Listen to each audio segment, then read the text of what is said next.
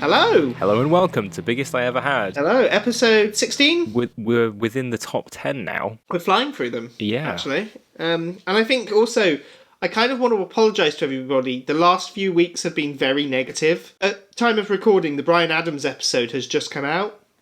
And I listened back to it, and, I don't like Bryan Adams, and I'm not taking back anything I said about him. But I was very angry when we recorded that. You seem to have been really angry. Yeah. The best thing that we said in that episode was that he's boring and that the song's boring. And that's the nicest thing we said about him. Yeah, I think, I was very angry about Bryan Adams, but I must have been in a bad mood. And I have a feeling the last few weeks, it's a similar theme that I was apparently quite cross every time we recorded them.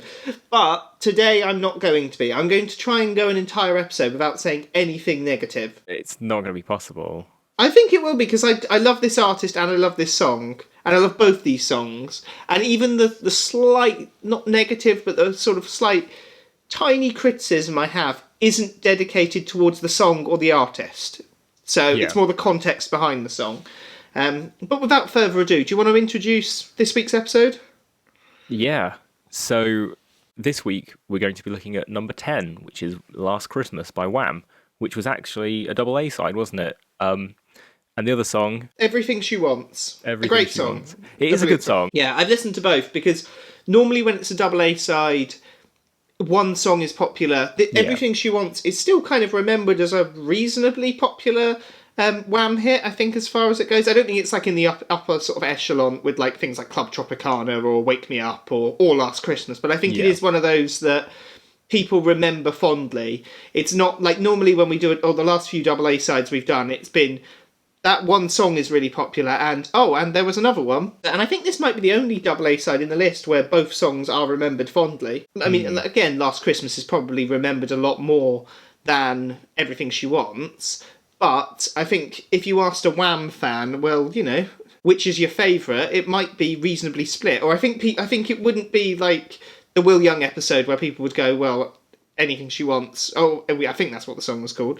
Nobody cares about that because it was evergreen. I think it's a slightly different boat this time. I think Everything She Wants is probably one of Wham's best songs. Yeah, I think we'll get on to talking about the songs in a bit, but I think it might be my favourite Wham song because of the fact that it's not as overplayed as, and I mean, I've said before that I try not to let overplay sort of influence me too much, and I just take the song as it stands. But Wham, because they're so huge, don't get me wrong, when I've had a few drinks and we're in some cheap gay bar and someone puts Club Tropicana on, I'm going to be loving it, or dancing up and down, doing the Carlton dance when Wake Me Up Before You Go comes on. I'm not saying I'm not, but the chances of me just sat round of an evening putting it on YouTube and listening to it is probably quite slim because of the fact I've heard it so many times. But Everything She Wants, I'd heard it before. Yeah. But I started listening to it for this episode and was, I don't know, pleasantly surprised by how much I liked it. It's aged really well as well. It has. And it was one of George Michael's favourite Wham songs. It was one of the only ones he actually went on to perform in his solo career. Oh, that's interesting. We should kind of talk about Wham. Wham were, I don't want to say a weird band, but there's been a bit of slack over the years because a lot of people say Wham was just George Michael. Yeah. It's the kind of an ongoing joke of what do Bez, Flavor Flav, Linda McCartney and Andrew Ridgeley have in common? It's that they're all people that were in bands but did seem to do fuck all. And I think that's unfair because George Michael would have certainly rebutted that. There was never any animosity that he felt that Andrew wasn't doing his fair share. Everything I've ever read or seen, it was a case of George was very, very shy and he didn't feel he could go out there on stage unless he had his best friend stood next to him, and his best friend was Andrew Ridgeley.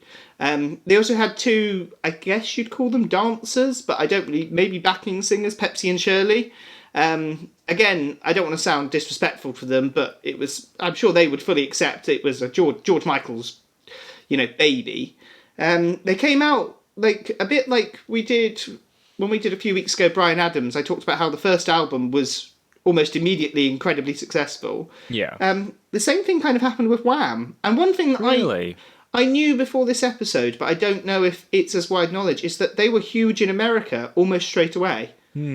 You know, they came out and they were having like top 10 hits in America, which is unheard of for Yeah. artists, especially like in the 80s when you normally had to tour for 2 years for anybody to even slightly care about you in the USA. But they came out, they were hugely successful almost straight away. A string of hits, and I did originally when I started planning this episode, I put that they were the only band I can think of that they started off huge, they had a massive career, and then they split at their height. But I had a little thought, and I think the Police, maybe you'd say the same thing, because they also famously they were at their height when they. But I think there was more. There was animosity. You know, although they kind of chose to step back. I think with the Police, it was more a case of we can't go on. Yeah. As for, I think maybe George had slightly outgrown Wham. He was starting to have solo hits. He did Careless Whisper whilst he was still in Wham. And so I think, and that was originally a Wham song, but he went and decided to release it as a solo single, and I think that was kind of the catalyst of he felt maybe ready. But I don't think there's ever been any animosity. There's a lovely YouTube video which we might even link. Normally we don't include clips in these videos because we don't want people to, or in these episodes, copyright strike. But I don't think there's anything wrong with putting a hyperlink in the description. It's about a 5-minute video where Andrew Ridgeley, and I'm guessing it was recorded fairly recently because he talks about George Michael in the past tense, which for those who don't know, unfortunately George has passed about 5 years ago. 4 years ago because it happened on Christmas Day, but I guess this is 2021, so kind of 4/5 years. He talks about him, you know, when we did, and I don't think it's when we did as in when we were in a band. I think it's when he was still alive. And he goes around to their old school because they met as school friends.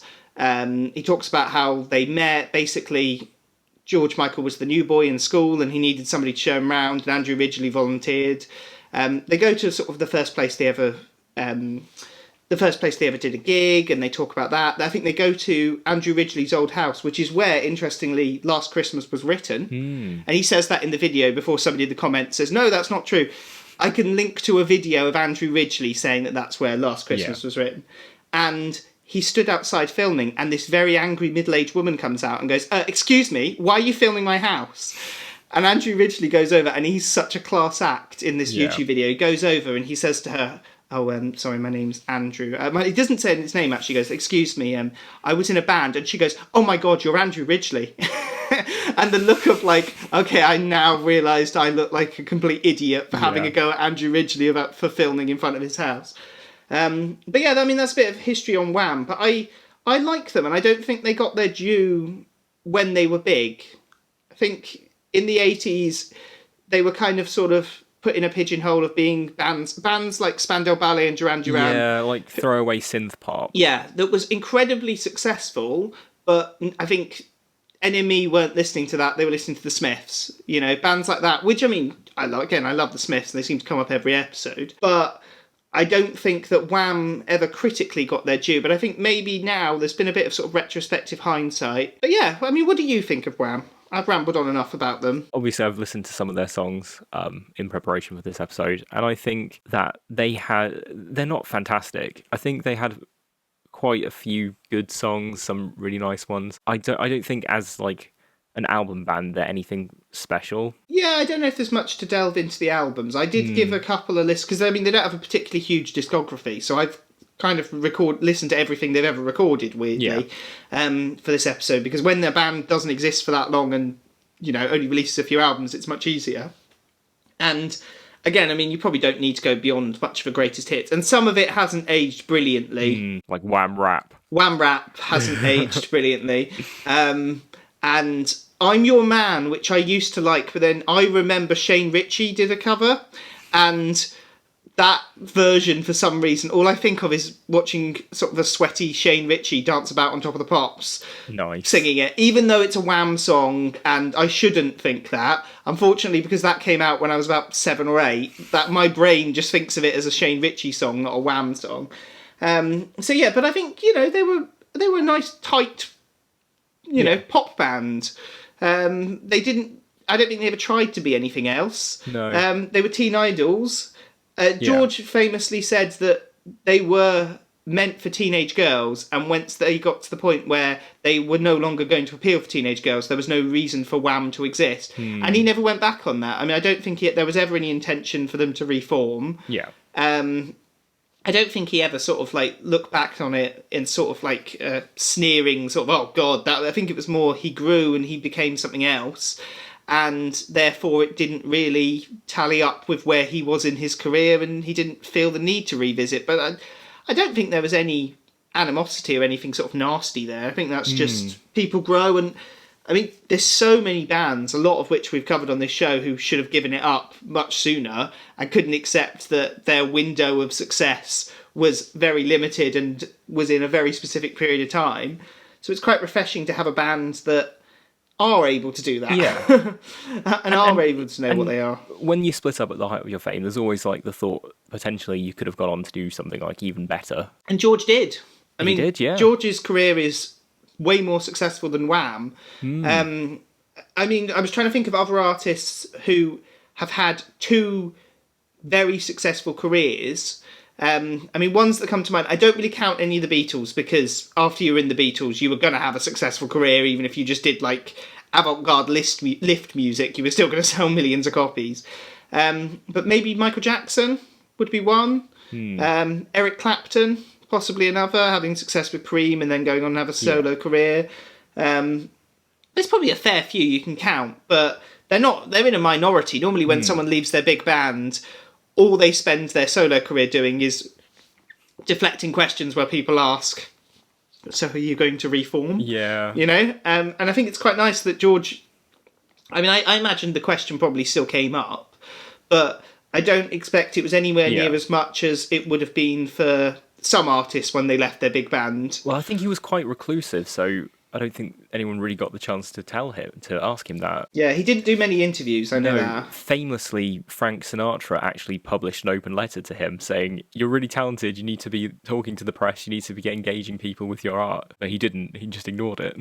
Which is nonsense, you know, like there's nothing annoys me more than celebrities who don't keep their fucking mouth shut.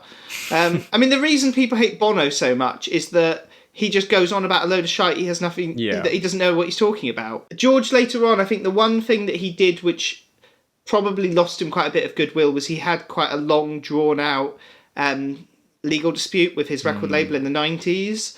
I don't know the complete ins and outs of it, but I know that, I mean, he lost the case. Yeah. And I think it was written in the media at the time as, first of all, he wasn't out as gay at the time, and the tabloids just went for him because, weirdly, I think they probably would have been accepting of him coming out as gay, but the fact that you've not come out to the tabloids, they sort of go for you, or at least they used to, which is really disgusting, frankly. I don't have any other way of putting it. So, I think he got a lot of backlash for not admitting that he's gay, as if he owes something to the tabloids, which he didn't at all. And B, I think it was certainly the narrative of the legal battle was, you know, here's this incredibly rich millionaire who's been an incredibly rich millionaire from quite a young age, moaning that he can't have more millions. And so I think the actual sort of crux of the argument he was putting forward was, well, hold on a sec, I'm being controlled. Like, a contract I signed when I was a teenager is now going to control me for, like, 40 years. Which, you know, definitely is something that lots of artists would agree to. I mean, the music industry is full of people going, well, hold on a sec, I'm being taken advantage of. Why? Because my manager agreed something with me. And I think fair play for George for standing up for that. Well, we're talking about George's manager. I'm friends on Facebook with Simon Napier-Bell, who managed Wham, and I was going through his Facebook feed to try and see if he actually posted anything about George Michael, and he does comment about the contracts that he was signed up to, and he apparently was making very, very little money at the height of Wham, and the only way that he could actually do money is by starring in commercials. But obviously, when you're a pop star, you don't want to like just go out and advertise anything, so he actually went to Japan and starred in some commercials for Maxwell tapes, I think it was, and they had him like flying on a green screen, flying around Tokyo, just advertising cassette tapes. And apparently the record label absolutely hated it because they said, by advertising tapes, you're advertising the fact that people can tape your music and make bootlegs. You can never win with No. doing advertise. I mean, it's weird that the record industry has a long history of you've got to have your credibility. You're not allowed to complain, but at the same time, like, we're going to screw you over, and any opportunity you have to make money on the side, the tabloids will destroy you for. So there's no winning, really. Speaking of Japanese adverts, have you ever seen the Nicolas Cage pachinko adverts? No. They're my favourite foreign adverts, because, I mean, often, like, celebrities, like Western celebrities, will appear in, like, foreign adverts, and we don't know anything about it. Look them up. I won't give anything away, but Nicolas Cage did some pachinko adverts about 15 years ago, and they are just as bizarre as you would hope they would be. But yeah, speaking of Western bands or Western artists in Asia, Wham were the first artist to play China. Yeah, actually, Simon had he recounted quite a interesting story about that. So the first time he met George Michael and Wham was with the other manager, Jazz Summers, in 1983, and apparently the first thing that they said to him was like, "You need to make us the biggest band in the world." And Simon Napier Bell was like, "We can't just do that overnight. America doesn't even have like a national television station like the BBC. It doesn't have a national radio station like England. It's going to take at least 3 years to crack America. But we could make you the first band to perform in communist China, and that might catch the headlines in America and lead to more success there."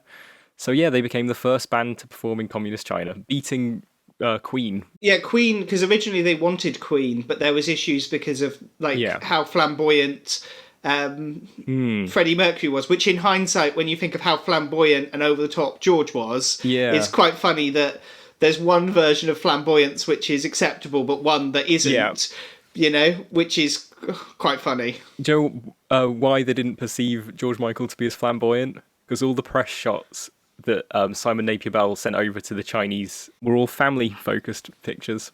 Oh, well, there you go. So he tried to portray George Michael as like a family man. A family man, a man that loves his family. Yeah. And I don't know if we left or we disappeared. But yeah, we're back. I think so obviously we were talking about Wham, hence that's what the episode's on. Nothing, like I said, pretty positive things. I like George's solo career. I mean, this is a Wham episode, so I don't go too much into that because they are separate things. If I had to pick a favourite George Michael song, I would either pick Outside or Fast Love. Just in case anybody wonders. I'll pick Faith.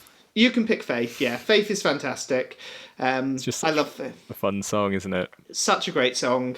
He did lots of great songs. He was a great artist. Fantastic singer. Fantastic singer. And it's a real shame that he's passed. I mean, we lost lots of great people in 2016, which is weird to say because it sounds like something happened, but it was just a case of... I mean, if you said we lost lots of great people in 2020, you'd be like, oh, what, because of COVID?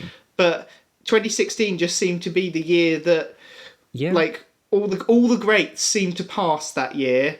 And, and I remember as well, like, reading a news article at the end of the year going, oh, no, it's not that loads of great celebrities. It's just that celebrities are getting older and this is going to happen every year, and it hasn't happened yet. No, it hasn't happened yet. And also, the celebrity George Michael was in his 50s, wasn't he? He wasn't old.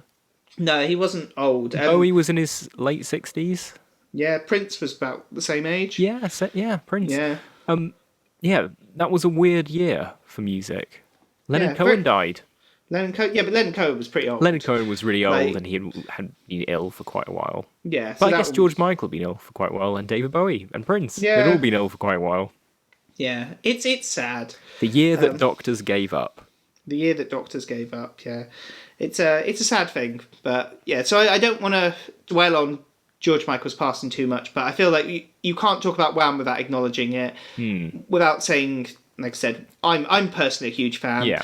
And you can't talk about this song without mentioning his death, because it's recently actually finally got to number one. Yes, well, that's one of the things I rewrote the note, but this entire 25, every single one of these songs was a number one hit, apart from Last Christmas, which got to number two. Do you know what kept it off number one? I mean, it has Band-Aid. now been number two. It was Band-Aid, which we'll be doing in about 10 weeks' time, I think. Yeah. Or 7 or 8 weeks' time. I'm a bit lost on my schedule.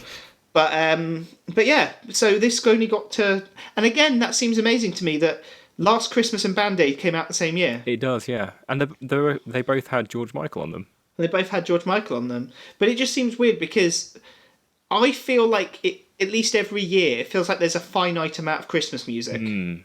Which is one of the reasons, as I said, it's not my criticism of this song, because I do really love Last Christmas, and I have a couple personal stories about Last Christmas, which I will get to in a minute. But it seems weird to me that two of the biggest Christmas songs came out the same year, when it feels like at least 5 or 10 years will go, and we have, from an outside perspective, no new Christmas songs. It's weird, isn't it, that a lot of the Christmas songs that we listen to are from like 30, 40 years ago, even older. Because the thing is, the other one that's weird is, so Band Aid and Last Christmas came out the same year, and were 1 and 2 in the charts. Merry Christmas Everybody by Slade, and I Wish It Could Be Christmas Every Day by Wizard came out the same year and were 1 and 2. It's another one where, so there were some years where I guess Christmas music was like memorable, and most years it's not. I mean, most years I don't even know what was Christmas number 1 this year. I think it was. It was that joke one. Was it the joke one? It was a joke one. What was it? I know that they had the Boris one, but that didn't do the top 10, I don't think. I know Mariah Carey got number 1 just before. I think the week before Christmas, or she was the week after. I know she wasn't Christmas Day. It was Don't Stop Me Eating. Oh yeah, the guy. Lad Baby. Yeah, because he did I Love Sausage Rolls, didn't he? Year. I mean, it goes towards like homeless shelters, so I'm not going to criticise that. I mean, at the end of the day, it's a bullshit thing anyway, isn't it? The whole like Christmas number 1 nonsense. At least it's not X Factor. Yeah, they haven't had it for years, I don't think now, which is good. But they seem to do it for like 6 years running, and it was just depressing. Yeah. I don't. I mean, I don't like Christmas music, but not because I hate Christmas. I love Christmas. I'm a huge Christmas person.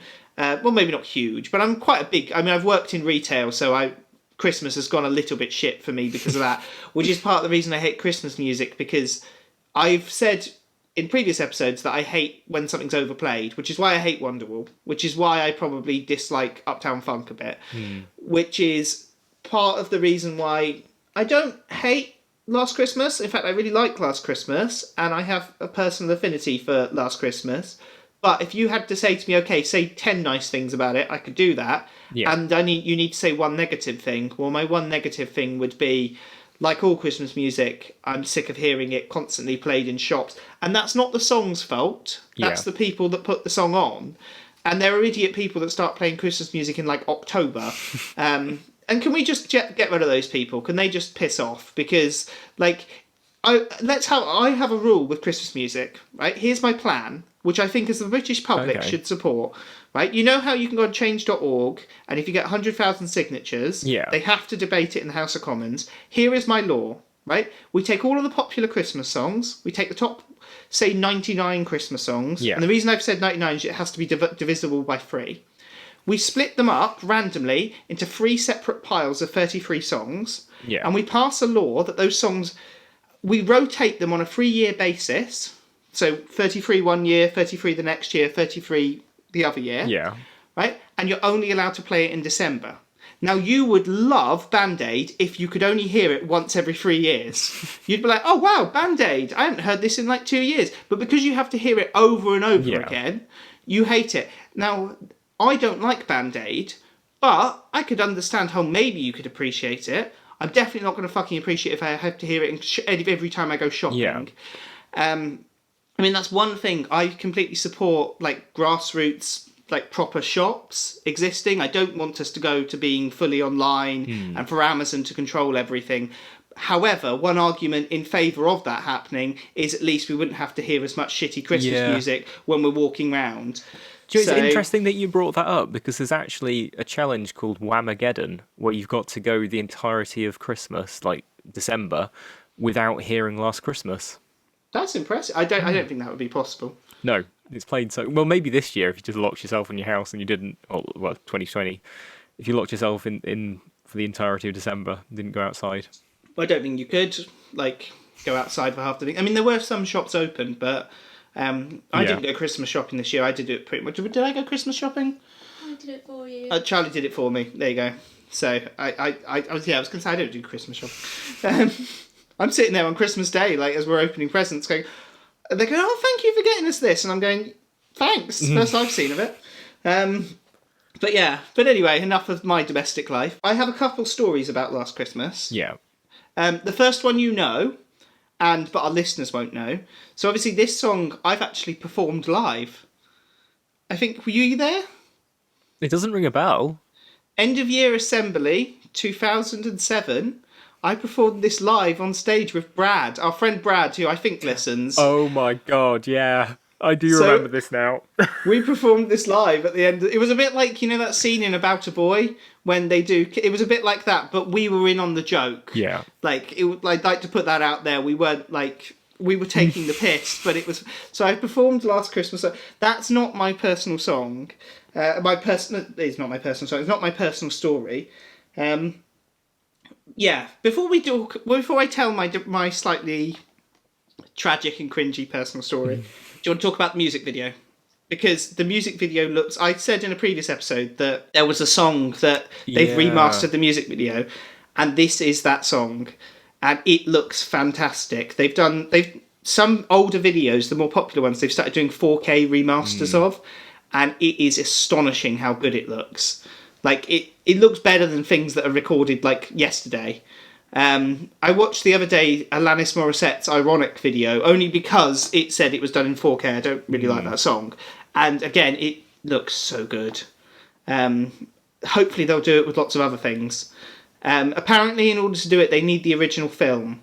So, and the depressing thing is that, like, I'd like to see, like, Top of the Pops performances get 4K remaster, but I think they've lost a lot of the original film. They didn't actually lose them. What they did was they sent them away to a private company to be digitized, and instead of pressing digitize, the fucking idiot pressed wipe and wiped all the tapes. Is that really what happened? Oh, that's so sad. Another travesty that means that a lot of even recent films can't be re-restored as 4K is the Universal Music Group fire in 2008. Oh yeah, we still go on going because I don't think they've admitted what's been destroyed.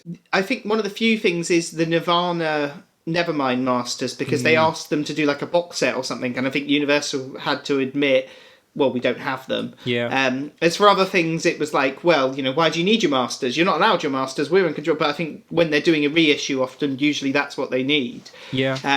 They go back to the original masters. I think a lot of what was lost, they found because they obviously do backups. And it doesn't mean like the original multi-track tapes were lost.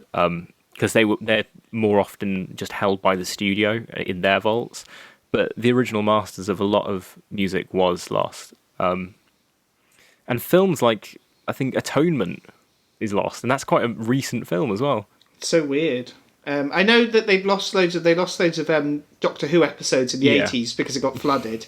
And then they found a load of them recently because for some reason they sent some of the original tapes to South Africa. Yeah. And so there's like episodes of Doctor Who from the 60s that they're like desperately trying to save, these like tapes that have been poorly stored in South Africa, or I heard something like that. I might be misremembering a news story, but it's weird. It's strange how people didn't think that you should archive things. Yeah, it's stupid, isn't it? Like, maybe we should have a backup of these things, or maybe we should store them correctly. It was kind of just like, who gives a shit, chuck it. 75% of all silent movies have been destroyed or lost.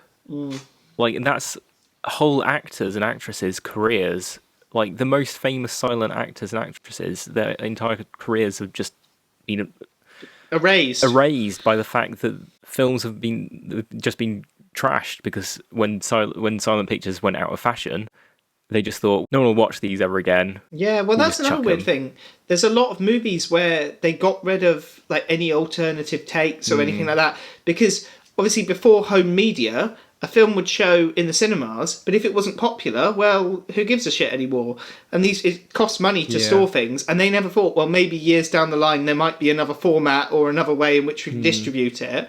Completely short-sighted. So alternative takes of things and original like recordings of stuff just doesn't exist because people just didn't think to store it. Yeah, it's sad. I mean, hopefully now though it won't happen again. Like, as in everything from now onwards will be collected, or you'd hope at least. But yeah, before I tell my cringy story, I want to, because again, I didn't want to dwell on his death, but obviously George has passed. I thought in honour, I have to make sure I have a drink. I would share the drink with you, but obviously we have to be socially distanced by camera. Being the 1980s was known for awful drinks, awful drinks, awful fashion. I decided to try and find the worst drink I possibly could. I was trying to look for something like a cocktail premix or some baby sham or something, but instead I've gone for a drink which is just simply known as blue. That's all it's known. And we originally, when we bought this earlier, thought the bottle was blue, but if you can see slightly, the contents is blue. It's a clear bottle. Wow. So that is the colour of the drink. And I'm going to try and open this on camera. So if you want to keep talking while I try and open it. All the best foods are blue. Yes, all of them. All the best foods. Right, here we go. I'm going to try and... There we go. Did you hear that? That is a very horrifically blue colour. That looks like antifreeze, Dan. It smells like wine. Is it just a gimmick? It's just wine that they've dumped some blue food colouring in. Let's have a little look. I thought it was like a cocktail mix.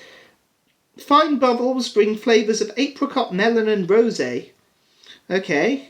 Sparkling wine-based drink. Not wine, wine-based drink. It's weird how they compare it to rosé, which is like named after the colour pink. On the scale of like 0 to sweet, this is at a 5, which is the maximum. And I prefer a dry wine, but I don't think that the dry to sweet ratio on this is going to be the biggest problem. I'm not quite sure what makes it blue, other than that it is blue. It's just a gimmick. It doesn't have an ingredients list, which, I mean... Does it have the grape variety list? It doesn't, surprisingly. Where was it made? It was made in Spain, and it's vegan. Oh, nice. Do not use a corkscrew to open, it says in big black bold. As if you would. As if you would. Right, let's give this a go. And this is horrendous. I thought this was going to be like a WKD type thing. Yeah. Which is why I got it. Lambrini. You should have got Lambrini, Dan. I That's went like to an Aldi. 80s drink. They don't have, Lambrini, Baby Sham, Cherry B. I'm going to just, cheers. I have cheap Tesco glasses. Not because, good glasses aren't that much to come by. I'm not that tight, but I smash a lot of glasses because when I've had a few drinks, I get like in an anger and throw them against the wall, but I knock them over quite a bit. So, yeah. Right, so I have a story. I'm drinking homebrew. You're drinking homebrew. Did you drink my homebrew? What did you think? No, this is. I bought my sister a pint of beer kit thing for Christmas. It's like a big barrel with a tap on it, and you basically pour all the ingredients in, wait like a week, then drink it, and it's pretty good. Yeah, I still have all the stuff under my stairs to make a couple batches, but I need to buy some more bottles, and I keep putting it off. I'll do it at some point. I mean, the biggest problem with it is you end up with loads and loads of beer in your house, which is not a bad thing, but it is a bad thing when it's 2 a.m, and that's normally, you've run out of alcohol, go to bed. But when you have, multiple bottles of your own homebrew, it's like, well, have a couple of those, and then you're watching the sun coming up and you're regretting your life choices. But yeah, anyway, I'm going to tell this story, because I've been waffling so I can put off telling this story. So it predates you, which is why you don't know this story. Okay. Although I was thinking the other day, we've almost got to the tipping point where I've known you for more of my life than I've not known you in my life. But yeah, so it goes back to around about Christmas 2006. So I'll set the scene. It was Christmas 2006. I was going to school down in Brighton, and I would catch the train in every single day. And there used to be this girl that I'd catch the train with. I'm not going to say her name. I have her in my notes, but you never know, she might listen to this. And I kind of fancied her. And then I didn't not kind of fancied her. I fancied her. I would have been, I'm going to say 12. I would have been about 12. Yeah, I would have been 12. And I used to catch the train in every day, and I used to flirt with her. And of course, your friends are like, "Oh, do you fancy her?" And for some reason, you're like, "No, that's gay." As a 12, 13-year-old, And then I remember she, very red-faced, got pushed towards me. This was about 2 days before the end of we break up for school. And her friend was like, he really fancies you. Like, you should go out with her. And I was like, sort of blindsided and was like, and they were like, you should. And then I sort of agreed and she agreed. Of course, being a 12, 13-year-old boy who's never, I don't think I'd even kissed a girl at that point. I was incredibly shy, and I mean, I've always been me. You know, I don't want to pretend like there's some version of me that was like quiet and reserved. There wasn't, but I was very sort of like, oh, I don't know, like, you know. I then couldn't speak to her. I saw her the next day, and we had been catching the train together every single day. And I couldn't talk to her. Wow. She was now... I mean, I don't think you referred to each other as your girlfriend. You were going out. Yeah. But going out... I mean, I don't think it consisted of anything other than you were going out instead of you were friends. I don't really know the logistics of it as a 12, 13-year-old. So that was 2 days before we broke up for Christmas. The last day before Christmas... Because I hadn't spoken to her, I just ignored her. And of course, all my friends, I went to PE, and they were like, "Oh, are you going out with her?" Like, blah, blah. And I'm like, "No, don't really like her that much." That got back to her. She found out that I said I didn't. Now that wasn't true. I thought I adored her, you know. But I was too shy, and I gave in to peer pressure. So she got her friend to come over to me the last day of school before we broke up at Christmas, and she broke up with me. So our relationship lasted maybe 48 hours. Me being me, I acted all bravado, like, I don't give a shit. I'm not upset by this. And I caught the train back with all my mates, and I was like, fucking bitch, didn't even like her. Like, she was the one that forced it. Deep down inside, I was hurting. I got off the train. Now, I used to catch the train with people, but my walk from the train station to my house was on my own. And I got my little, like, MP3 player with about 10 songs on. Yeah. Put it on, press play, and the first song that came on was Last Christmas by Wham. And suddenly the lyrics became incredibly poignant as me as a 12-year-old, you know, last Christmas, I gave you my heart, all of those lyrics. And as I'm walking along, I didn't realise, but I started crying. Oh my God, Dan. As I'm walking along. And as I'm walking along crying in the middle of the street, with my headphones in, an old woman in her sort of 80s stopped me and asked me if I was okay. Wow. And I remember going, "Not really, no. I've just broken up with this girl." And this old woman offered to take me to a cafe. I didn't take her up on the offer, but to buy me a drink and look after me, because I was in such a state. Wow. I got home, and for some weird reason, my mum will be listening to this, but my auntie and my family had all come down to... I don't think they were staying for Christmas, but they'd come just before Christmas. And because I was so distraught and I didn't want anybody to see that I'd been crying, I pretended I had a migraine. And I spent all Christmas moping around, pretending... And I have a feeling I, like, argued with my family, and I was just really upset and depressed because Last Christmas ruined my life. Because it was the thing that pushed me over the edge, that made me go from, you know, like, I can live with this to, I can't live with this. It's a very, very sad. So yeah, she was my first love. And it was, so this song, when it plays, even now, it's like Pavlov's dog. It like has like an emotional reaction to me that I still think of how I felt as like a 12, 13-year-old walking along from the train station. Wow. Crying my eyes out at like 4 PM. Yeah, so I've been avoiding throughout our talking to actually drink my blue drink, but I've ran out of my beer. My Birra Moretti, or what it looks like, it's actually a Birra fake Moretti I got from Aldi. Aldi is like, have you ever watched old episodes of Friends? Yeah. They won't eat like M&Ms. They'll look like M&Ns. Yeah. They'll like look very similar to the packaging, but it's just like slightly changed. You know, instead of like using like Tide washing powder, it'll be Tide but with a Y. Or they'll have like, you know, Starbucks, but it'll be Starpucks. It's like very close, but it's not it.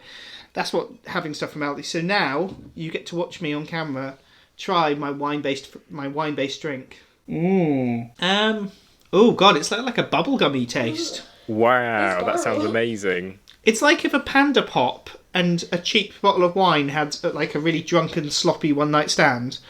That's the best way to describe it. Is it good though? No, it's disgusting. Is it drinkable? No. But no. I don't have anything else alcoholic in front of me, so I will carry on drinking it. I know that it just being there, it's like when someone puts a bowl of peanuts in front of you, and if you don't want peanuts, you find yourself like taking a handful. Or at least I do. I don't have any. I don't. It's not even that I don't have self-control.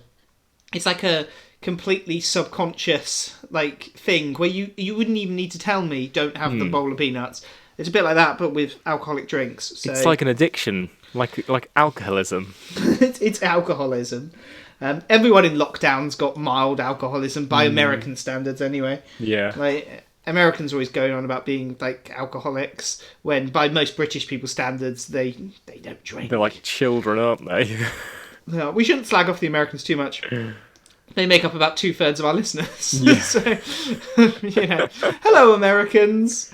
We love you and your tiny, tiny childlike livers. I'm going to go back to talking about Wham. I talked about the song. We normally talk about why did it sell so many copies? Well, Wham was super popular the year it came out, and it's a Christmas song, and it's a good song. I mean, if it hadn't been a hit, I'd be like, why the hell wasn't it a hit? I mean, the only thing you can say is it would have been number one if Band Aid hadn't happened. Yeah. But Band Aid happened the same year, and again, like you said, George is on Band Aid. The only other thing is lasting influence. I mean, Christmas music has a lasting influence because it's Christmas music. I think this has a lasting influence in terms of George Michael's future career because it's pretty much a solo record anyway. No one else had anything to do with it, and there was no session musicians. It was just George Michael in a studio on his own, playing synthesizers and drum machines. Because he was a very talented man. He's a very talented man. And you were saying earlier that it was written at Andrew Ridgeley's house. In an interview that I was reading just before this podcast, George Michael recounted that he was in Andrew's bedroom writing it while Andrew was downstairs watching TV. Yeah, I noticed the story I was looking at. Andrew Ridgeley doesn't say, me and George were writing it. He's like, this is the house, and one of the songs we've heard here was Last Christmas. So that doesn't surprise me. But again, I mean, Andrew Ridgeley seems alright. Yeah. I think he married one of Bananarama. I think he did. I might be getting that wrong. I'm always very conscious now because we get called out for the things that I say as fact because they're off-cuff remarks that I now have to sort of put a little disclaimer of it's off the top of my head, so I'm probably wrong. The only other thing I would like to say is that, first of all, again, I didn't want to talk about it too much, but it has a slightly sad meaning now because, of course, George Michael not only is dead, but died on Christmas Day, which is sad, And the other thing is that obviously I think it was last year or the year, or it wouldn't have been last year because last year was 2020, but 2019, there was a film on Netflix by the same name, which, if you wonder how one song can be the premise for an entire movie, the answer to that is it can't. I've not seen it, but I know the twist. Do you think you can figure out the twist, the movie? I'll give you the setup, right? So, the one from Game of Thrones that, I don't know, fucks dragons. I've never seen it. Dragons. I don't know. It's dragons and boobies. I've never seen And incest. There's lots of incest in it. Incest, dragons and boobies, and Jerome from Robson and Jerome is in it. I think we might have said the same thing in the Robson and Jerome episode. But she's in it, and she plays a woman who used to love Christmas but doesn't love Christmas anymore.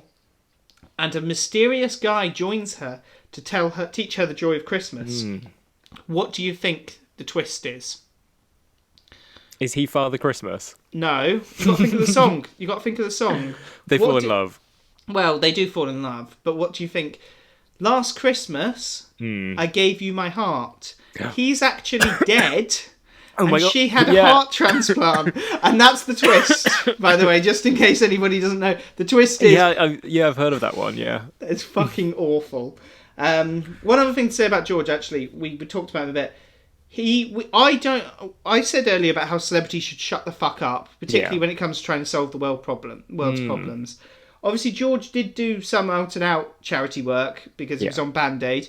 He did some court-appointed community service as well, which you can maybe count.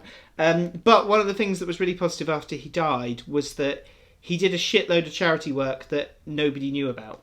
He didn't he wouldn't donate money and do the whole I'm a celebrity giving somebody a check. If he thought it was a good cause, he would help, and it didn't come out until after he passed. Yeah, you had loads of people coming forward. And that is fantastic. The one More that I saw should do that.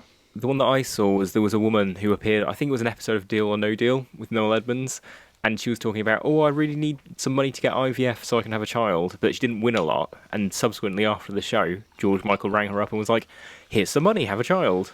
Yeah. But I'm always like, I'm never really sure whether any of these stories are actually correct, though. No. Lots of people do come forward after people have died and go, I have this connection to them. No, because he sent them letters.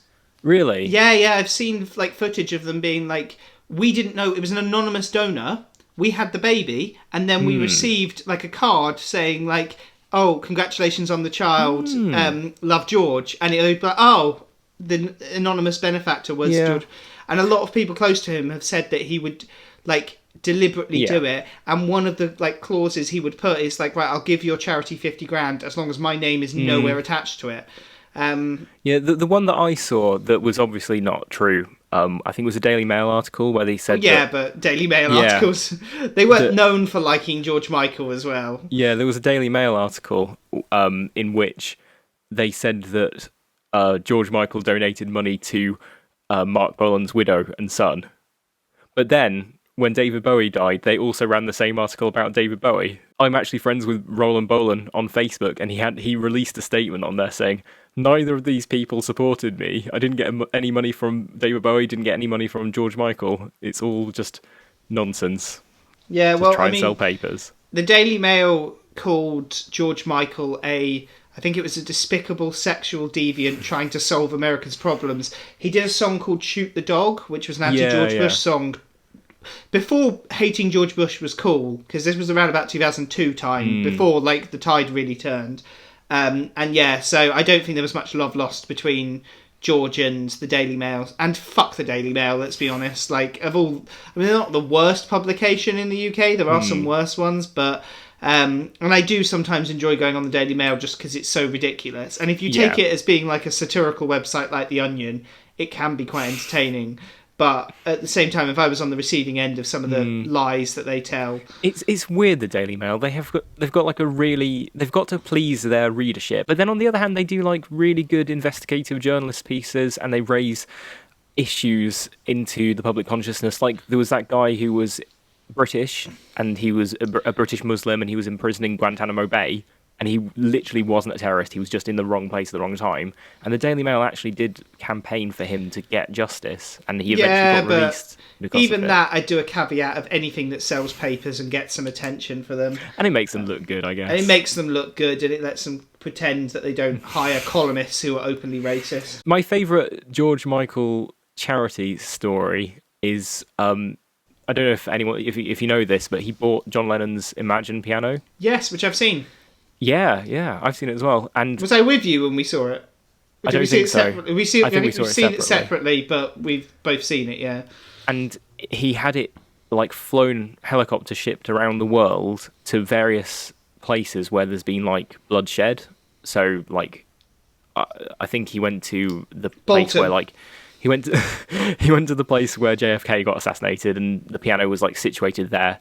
And I just thought that was a really like impactful statement, probably more impactful than Imagine or any of the awareness raising work that John Lennon ever did. Yeah.